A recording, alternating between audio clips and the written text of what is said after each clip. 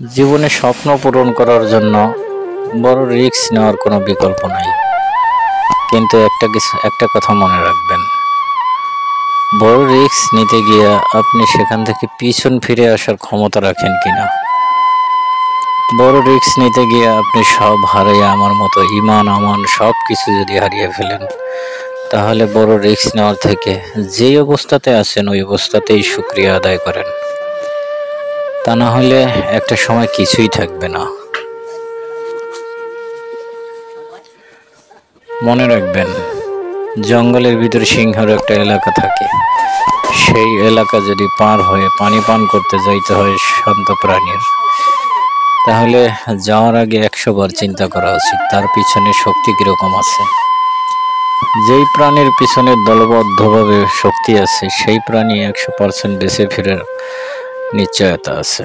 আর যেই প্রাণীটা পানির পিপাসার জন্য নিজে একাই রওনা হয়, তাহলে তার বেঁচে ফেরাটা 0% চলে আসে।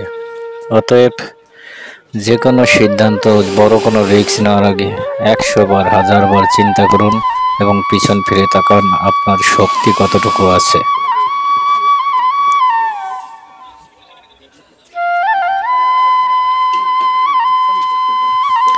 শক্তি যদি থাকে তাহলে সামনের দিকে এগিয়ে যান, কোনো সমস্যা নেই। কিন্তু শক্তি যদি না থাকে তাহলে আপনার জন্য এই রিস্ক নয়। আপনি শুধু ওই কথার উপরেই নির্ভর করে বসে থাকেন যে আমার ভাগ্যে যদি কোনো কিছু থাকে ভালো, তাহলে অবশ্যই আমি পাবো। আর যদি ভাগ্যে ভালো কিছু না থাকে, তাহলে আপনি যত রিস্ক নেবেন ততই আপনি হারাবেন। সবচেয়ে দামি ইমানটাই হারিয়ে যাবে, সম্পদও যাবে, মানুষ ঘৃণা করবে, প্রতিবেশীরা ঘৃণা করবে, নানান কথার অত্যাচারের শিকার হবেন, যেমনটা হয়েছি আমি। আল্লাহ পাক সবাইকে বোঝার তৌফিক দান করুক, আমিন।